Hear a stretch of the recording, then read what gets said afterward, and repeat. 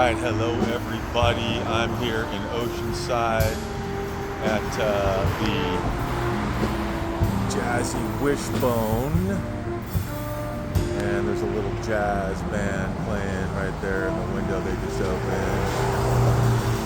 This is actually a really fun venue. I've done it before. Really good college crowd shows up here, and during the summertime it's kind of like a little bit more of a I don't know, kind of like a tourist surf kind of vibe, but it's a pretty cool little spot, and I'm gonna let it rip. I got a couple new jokes I'm gonna do. We'll see how they land. Maybe they work, maybe they don't. I don't know. Maybe I should start a rating system for it. But anyways, here we go. This is the place. See it right there? Yep. Jazzy Wishbone. Let's go inside and talk to some peeps. All right, this is my man Victor right here. Victor's a comedian, but he's also a promoter for Insane for Cackles at Insane in Vista. But he's one of the first comedians I've seen down here in North County, San Diego, that is actually rocking this world down here. So, Victor, tell me what's up, man. Just always work, man. Always working. Like every day, you got to be rewriting, writing, editing, throwing shit.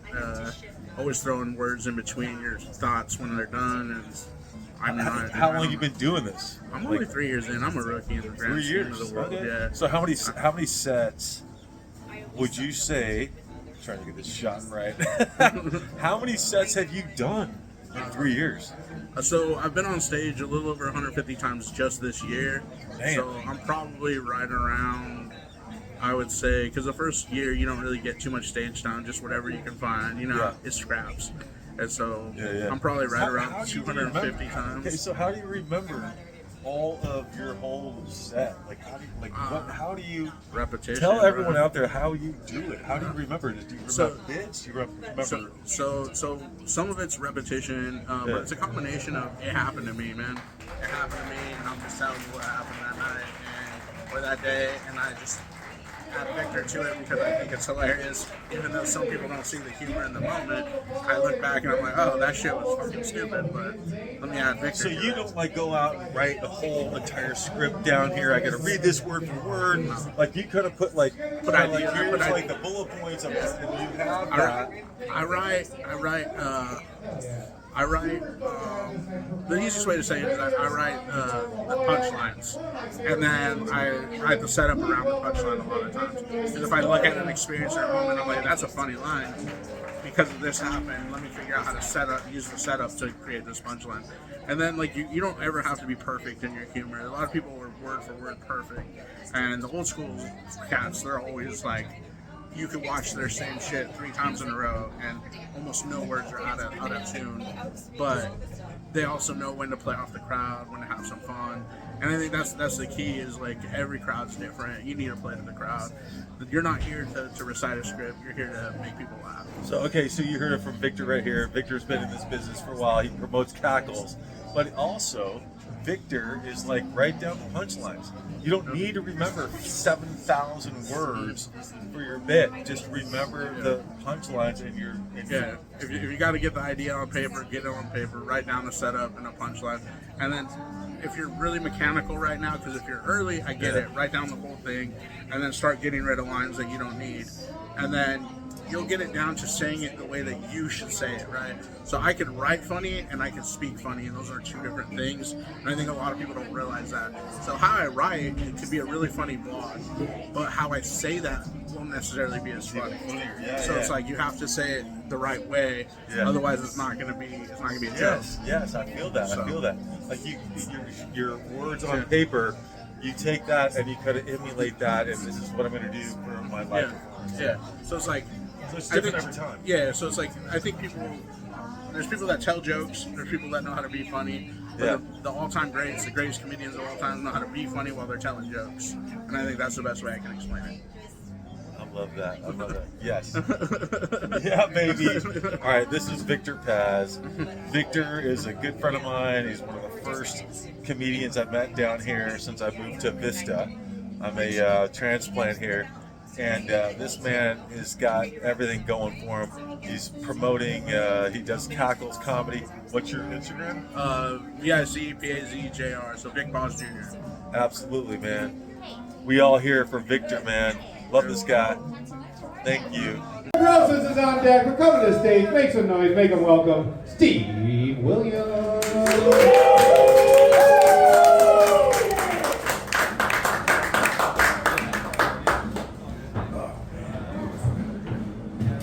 All right, give it up for Tanner, man. That's some funny shit right there. So I got a little beef, you know, on the drive down here. This has nothing to do with my set, but you know, I'm new to the area here, and I don't know if it's the same with you guys, but this 78 freeway you got going down here, what the fuck is going on with that thing? Every single time I'm on there, there's at least 4 4x4s pulling a trailer, 50 Honda Civics, and like 3 dump trucks, you know? And they're all racing each other down this little windy little freeway. I mean, that just happened to me on the way down here tonight. You know, it's just, it's crazy. I'm not used to the driving around here. It's absolutely crazy. Like, you know, I'm kind of from the South where they, you know, like have NASCARs where people race starting to, you know, when the green light goes green, everyone takes off. Here, everyone races to the red light. It's the weirdest damn thing, man. It's like, you don't race to the red light. That's the opposite of the way it's supposed to work. It's supposed to go green, then you race. Not we race to the end. Anyways, I just had to get it out from my chest. But I'm Steve Williams. I'm originally from Laguna Beach, California, where they manufacture white people. And I'm not ice. You can clearly see that I'm not transparent. But yeah, I just recently moved to Vista to live with my Latina girlfriend. And man, yeah, that's been a big change. You know, it's like transitioning into Gringo has been like the experience, you know, of my life recently. So everything's changed. You know, it's her culture is amazing. It's like the food, the art, the dance, the language, all of it. I love it all. You know, I just recently learned how to speak Gringo. Now when I go to a Mexican restaurant, I know how to say, "Can I have some extra guacamole? Can I have some extra chili?" It's like I've been possessed by a white guy's version of a Univision commercial. But yeah, no, man, it's really crazy. It's like my music's changed, you know. Now I'm listening to Bad Bunny in my car.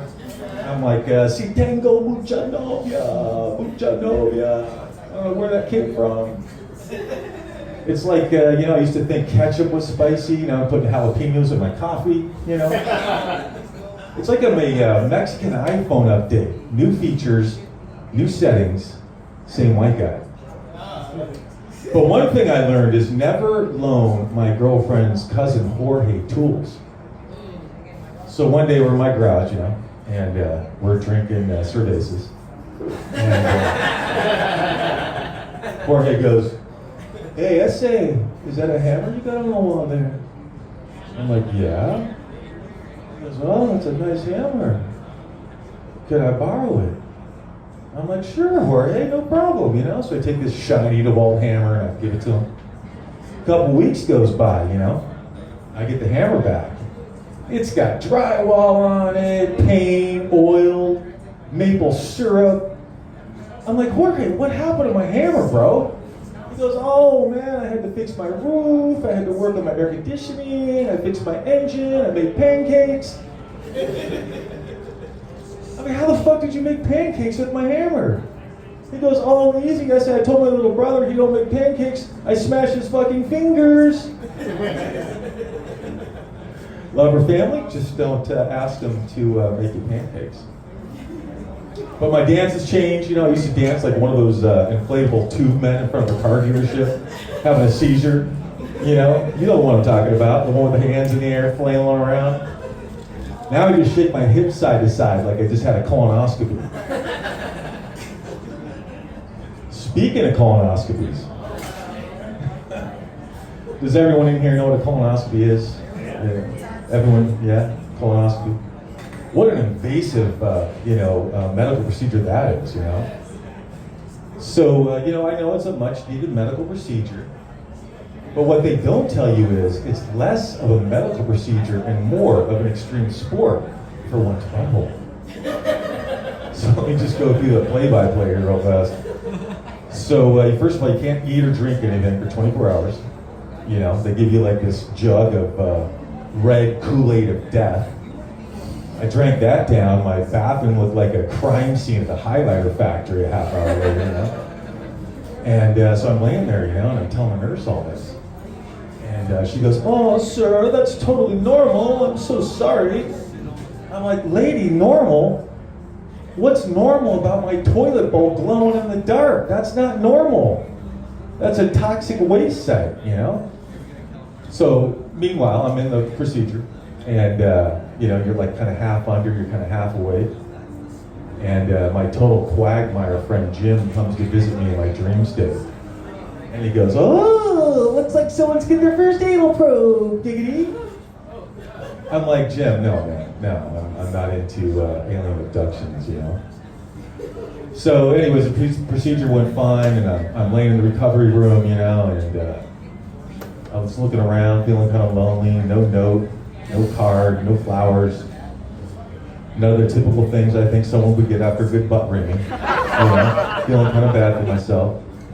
So I thought, you know what, I'm gonna go get a new little dog. So I went out and got myself one of those small little tiny teacup chihuahuas. Oh my God, my life has changed. Making new friends at the park, taught her how to fetch, taught her how to roll over. After a little while, I'm looking around, I'm like, damn, there's a lot of dog hair in here. So I went out and got one of those fancy new robotic vacuums called the Roomba. I haven't seen Pebbles in 4 days. All right, that's my set. I'm getting flashed here, people. Thank you very much for being out here. Happy holidays. Okay. Give it up for Steve Williams. Woo! Fuck yeah, who's having a good time?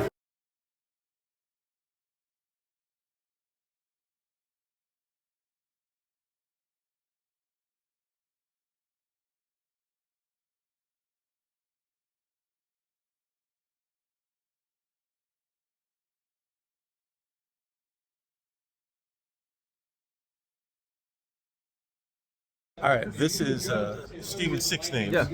And he is one of the local favorites right here in Oceanside. And I have met him at Blues Brothers in Oceanside and also here at Jazzy Wishbone. All right, Steve, tell me what it is, what keeps you coming back? Like, how are you doing this? I gotta think because now I smoke, man. It's just a fun time. It's a really fun vibe. Oceanside's been growing a lot. This room, this room's grown a lot. It used to be all the way inside where they have music. Now it's all the way out here expanded. So it's been a growing room, and the vibe's always really good. And you catch different crowds. If anybody gets up immediately, their seat gets filled. To where one comic at the beginning of the night will have a whole different audience than the last comic, but it stays consistent. It's a fun spot. So how long have you been, you know, like writing jokes, hitting the scene? Like, I mean, how many open mics have you done? Man, so I've been doing it for like 4 years now, so probably easily a couple hundred. Wow, 4 years. All right, 4 years. So how do you, when you do your comedy, how do you do it? Like, do you write everything out? Are you like just write down a couple, you know, No, a lot of times ideas? I'll write some stuff out, or I'll run through old stories. Half the time I'll be telling an old story, like there's something there. I was military for a while, so you see a lot of weird shit. Kind of the same vibe in comedy. You just see weird stuff and make a joke out of it. Here goes our light for the interview. All right, so Steve Six Names. Steve Six Names is like a crowd favorite around here, and you'll see him everywhere and anywhere at all times. Oh, there we go. All right. And anyways, thank you very much. Oh, yeah. Any other little additives you want to say? Like, what would you tell a new stand-up comic who's just starting out? Like, what piece of advice would you give them? You know, just go to open mics and watch comedy. And just kind of see the etiquette of everything, and then just look up like one thing, how to formulate a joke. Look up like one writing prompts online. You're like, oh, you'll get it. It's more like stage fright than anything. If you get a well-written joke, get the timing right, you're good to go. Once you get one, you'll get the pattern. You'll understand. All right, I love it. All right, so And then where? once you have one that you know works, build a little sandwich. Start out with a joke you know hits, try some new shit in the middle, and end with a joke that you know does well. Build a little sandwich. All right, so where can we find you at, Steve? Like, what's your Instagram? Oh, on Instagram? Or, Yeah. I thought you meant like here or the other mic. Now, what's your Steven Instagram? Six Names. Steve at Steven Six Names. At Steven Six At Names. Steven Six Names. You can find Steve here at Jazzy Wishbone. Jazzy Wishbone. You can find him at Booze Brothers. You can find him at Oceanside. This man been doing it. He got 200 sets under his belt. Yeah, this is legit. This is a legit comedian right here, man. This is the guy that's out there kicking ass in the trenches, doing that shit. This is what it takes, people.